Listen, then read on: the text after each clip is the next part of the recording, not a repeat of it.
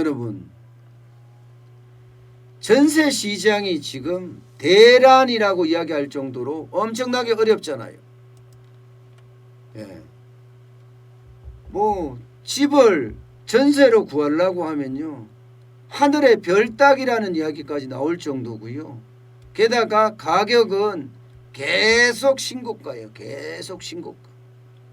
기존에 있는 전세를 연장할 때는 뭐 이하 계약갱신 청구권이 있으니까 2년을 더 갈 수 있잖아요. 여기는 5%밖에 못 돌리니까 뭐 그 정도로 가고 있다고 하지만, 신규로 계약되는 데는요, 그런 물건도 잘 안 나오지만 나왔다가 하면 최고가예요. 나왔다만 최고가. 정부의 정책이 붕괴되면서 사실 전세 시장은 대혼란으로 지금 치닫고 있거든요. 뭐 여러분도 아시겠지만 전세 시장에 물건이 없는 이유는 세 가지입니다. 세 가지. 물건이 없는데 공급이 줄고 수요가 많으니까 가격은 올라갈 수밖에 없는 거잖아요. 예. 제일 첫 번째는요, 임대차 보호 3법이에요. 이 법을 무리하게 도입하다 보니까 분쟁만 발생했어요. 임대차 세입자와 집주인의 분쟁만 계속 발생할 뿐이에요. 그동안에 임대 기간을 2년간 했는데 지금은 4년간으로 바뀌었잖아요. 게다가 기존에 있는 계약도 소급 적용합니다. 그러다 보니까 지금 2년 살았는 사람들은 한 번 더 2년을 더 살 수 있습니다. 계약금을 5%만 올리고 말입니다. 그런데 집주인 입장에서는 그렇지 않죠. 4년을 묶이니까 나는 4년 올릴 걸 지금 다 올리겠다, 이렇게 됩니다. 그러니까 전세 사는 사람, 세입자와 집주인이 계속 갈등에 부딪히게 되는 거죠. 예. 그러니까 집주인은 내가 살겠다 나가라, 내가 살겠다 나가라. 내가 살겠다 나가라 하니까 그쪽에서 나갈 수밖에 없으니까 나가려고 하니 주변에 전세 시세는 폭등했고 물량은 없고 상황이 심각하잖아요. 지금 경제사령탑이라고 하는 홍남기 부총리도 지금 이런 상황에 처했습니다.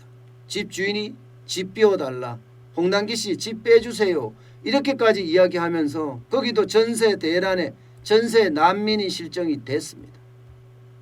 이게 첫 번째고요. 두 번째는요, 재건축의 실거주 의무를 굉장히 강화했습니다. 2년 무조건 실거주 의무 해야 돼요. 그래야지만이 재건축 조합은 자격을 획득할 수가 있습니다. 예. 만약에 2년 거주를 안 하면 재건축 조합은 자격이 상실됩니다. 그러면 엄청난 손해를 보게 되죠. 당연히 전세 주던 거 내놔야죠. 내가 들어가 살겠다죠. 여기는 분명히. 예, 내가 들어가 살겠다. 마지막으로 세 번째는요, 이 3기 신도시 분양 계획을 너무 일찍 발표했어요. 너무 일찍. 3기 신도시 6만 가구를 내년 7월부터 분양을 한다고 했잖아요. 그러니까 어떻게 됐어요? 많은 사람 대기 수요로 넘어간 거예요. 대기 수요로. 예. 나는 3기 신도시 때 반드시 집을 구하겠다. 그러면서 지금은 집을 사지 않고 전세에 살겠다. 130만이라는 대기 수요가 생기니까 전세에 대한 수요는 더 많이 생기고 물량은 적고, 그러니 가격은 폭등한다. 가격이 폭등하니까 어떻게 됩니까? 가격이 폭등하니까 결국은 전세 시장의 혼란, 그 자체가 될 수밖에 없는 거죠. 정부의 정책 실패 때문에 정책에 대한 신뢰가 붕괴돼서 이렇게 된 거예요. 이렇게 되니까 시장에서는요, 전세를 가고자 하는 사람 입장에서는 전세 난민이 돼서 서울에서 경기권으로 이렇게 밀려나가거든요. 문제는 경기권으로 밀려나갔는데도 거기도 전세값이 폭등했습니다. 그러니까 전세 대출이 와우, 이게 장난이 아니게 늘어납니다. 장난이 아니게. 어쩌면 심각하다 이렇게 이야기할 만큼 전세 대출이 폭증하고 있어요. 폭증. 예.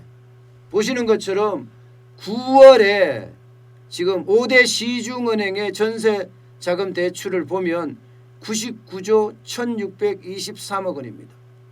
이제 조만간 100조에 도달할 거예요. 100조에. 전세 대출이 말입니다. 단 한 달 사이에 얼마나 늘었어요? 2조 11억 원이나 늘었습니다. 8월에도 마찬가지예요. 2조 4,157억 원이 늘었고요. 9월에는요. 사상 최대치로 늘었습니다. 사상 최대치로. 예.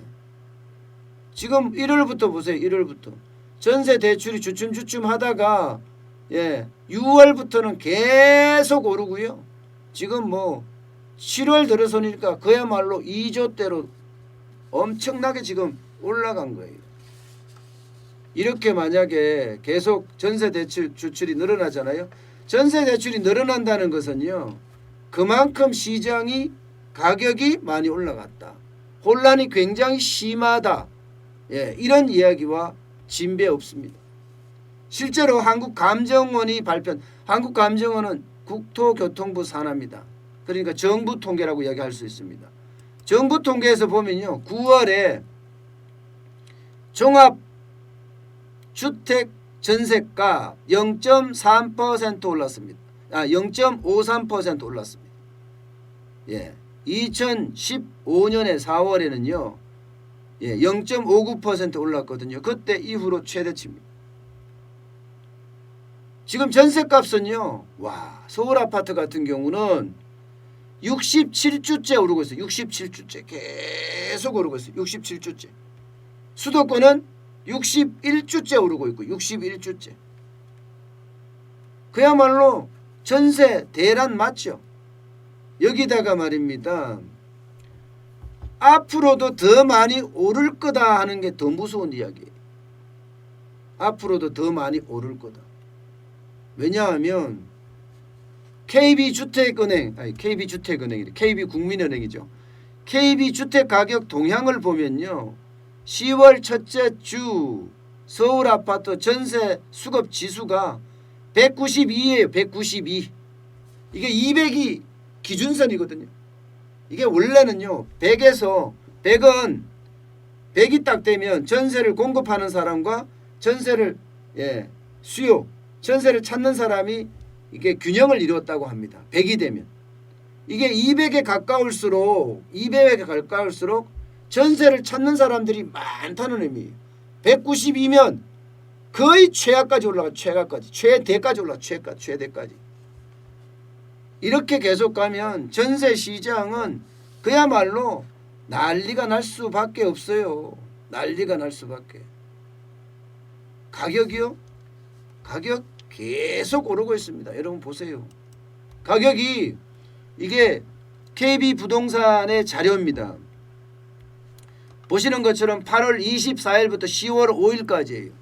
가격 지수가 서울은 106.8입니다. 100이 기준이에요. 근데 106.8이면 가격이 계속 올라간다는 거예요. 전국도 마찬가지 103.0입니다. 다 올라가요. 이게 지금 보면 전체적으로 전세 가격 추세가 우상향이잖아요. 우상향. 우상향으로 계속 올라가고 있다는 거예요. 이게 여러분 지역에 상관없이 올라가요. 지역에 상관없이요. 강남만 올라가는 게 아닙니다. 강남만. 강남구 같은 경우는 지금 신고가를 계속 기록하고 있어요. 신고가를. 예를 들어서 도곡 렉슬 85제곱미터 지난달 28일에 보증금 15억 원이었거든요. 5층이. 이게 역대 최고가 전세로 체결됐습니다. 그런데 바로 그 이튿날 레미안 대치팰리스 여기는 91.93제곱미터가 와 어떻게 이럴 수가 있나 싶어요. 17억 3천만 원으로 신고가를 다시 기록했어요. 5억이 아니고 15억이었네. 15억 5천만 원이었네. 도곡 렉슬 85제곱미터가 15억 5천만 원. 5층이. 여기는 28층이 대치팰리스는 17억 3천만 원으로 확 올라갔습니다. 노원구요? 마찬가지 강북도 하계 1청구 84.6제곱미터 지난달 11일에 7층이 5억에 전세 계약이 이루어졌습니다. 전세 계약이 5억에. 이것도 신고가예요. 동작구도 마찬가지예요. 입주 28년 차입니다. 28년 차. 극동 아파트 84.32제곱미터. 이것도 보증금 5억 3천만 원입니다. 이것도 신고가 갱신했습니다. 엄청나죠. 그러니까 전세 난민이 계속 생길 수밖에 없어요. 서울에서는 가격이 계속 올라가고 있으니까 그에 대한 충격파가 계속 다가오고 있는 거예요. 계속 충격파가. 네. 그러면 서울에서는 어떻게 되겠습니까? 수도권으로 내려갈 수밖에 없어요. 이게 전세 난민이거든요. 아마 홍남기 경제부총리도 이렇게 가지 않을까 그렇게 예상은 해요. 본인이 직접 이렇게 겪어서 그럴까요? 전세 대란의 당사자가 돼서 그럴까요? 지난 8일 날 국회 기획재정위원회에 참석을 했습니다. 홍남기 경제부총리가 이 자리에서 본인의 솔직한 심정을 토로했습니다. 대책 발표 후에 2개월이면 어느 정도 효과가 나타나지 않을까 했는데 아직 전세 시장이 안정화되지 못해 안타깝다. 본인의 솔직한 심정이죠. 그러면서 이게부터 문제입니다. 추가로 할 수 있는 대책을 강구해 보겠다. 이 말은 25번째 부동산 대책이 나온다는 이야기입니다. 25번째 부동산 대책이. 지금 전세 대책만 낼까요? 단순하게? 저는 그러지는 않을 것 같아요. 저는 이 기회가 모르겠어요. 홍남기 경제부총리에게는 그동안에 뭐라 그럴까? 실패를 이번에 좀 만회했으면 좋겠습니다. 저는 부동산 시장에서 규제 철폐가 우선이라고 생각해요. 우선. 지금 당장 시급한 것은요. 거래세부터 낮춰야 됩니다. 거래세. 특히 거래세 중에서 양도소득세, 중과세 이거 다 낮춰야 돼요. 양도소득세, 중과세. 지금 많은 사람들이 임대주택자도 그렇고 다주택자도 그렇고 법인도 그렇고요. 양도소득세가 너무 많아서 지금 못 낮추고 있는 거거든요. 양도소득세가요. 1주택자에 한해서도 기본소득세가 6%였어요. 42%입니다. 그런데 2주택자가 되면 가산세 20%가 붙어요. 그러면 20%가 붙으면 최대 62%라고 되는 거고요. 3주택 이상자가 되면 30%가 붙습니다.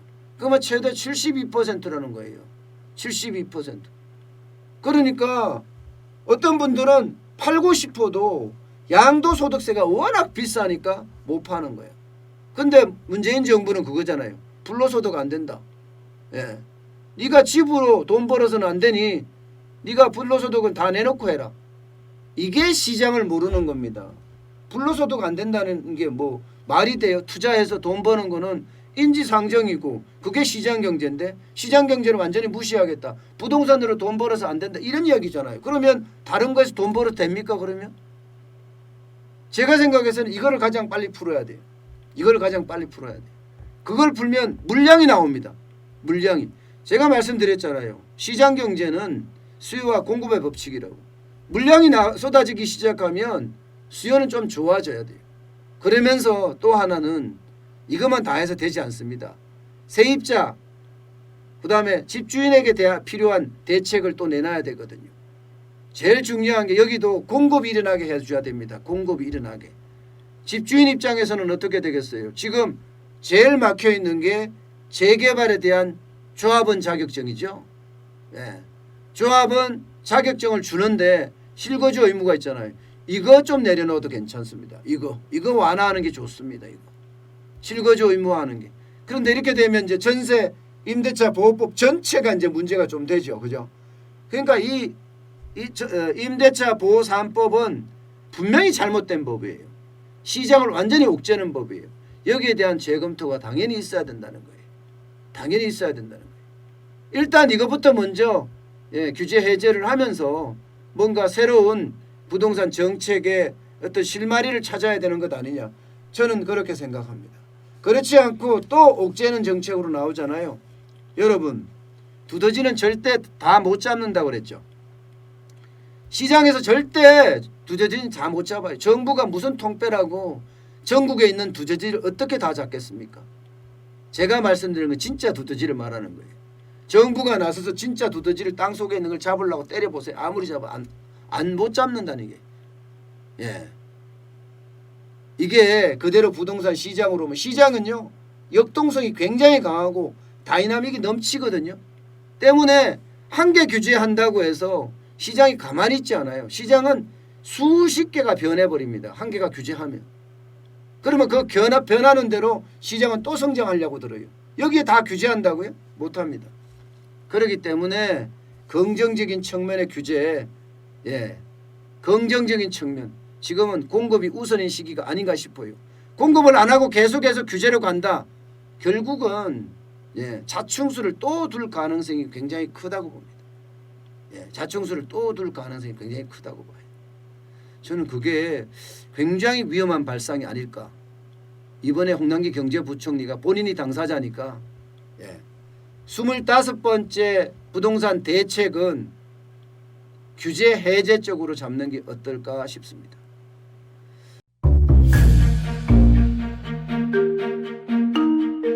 세종대왕과 샤넬 넘버5, 벤츠 자동차의 최고급 기종인 마이바흐의 공통점을 아시나요? 바로 침향입니다. 침향이란 동남아시아에서 자생하는 침향나무가 상처를 입었을 때 스스로를 보호하기 위해서 분비시키는 침향나무의 진액입니다. 진침향은 태국산 침향과 러시아산 녹용, 그리고 국산 홍삼, 백봉령, 산수유, 당귀, 숙지향, 꿀로 이루어진 침향환으로 만성 피로나 또 스트레스, 기력이 저하된 직장인분들, 또 수험생들, 연세 드신 어르신분들이 드시면 좋은 환입니다. 진침향 여러분들께 자신있게 권해드립니다.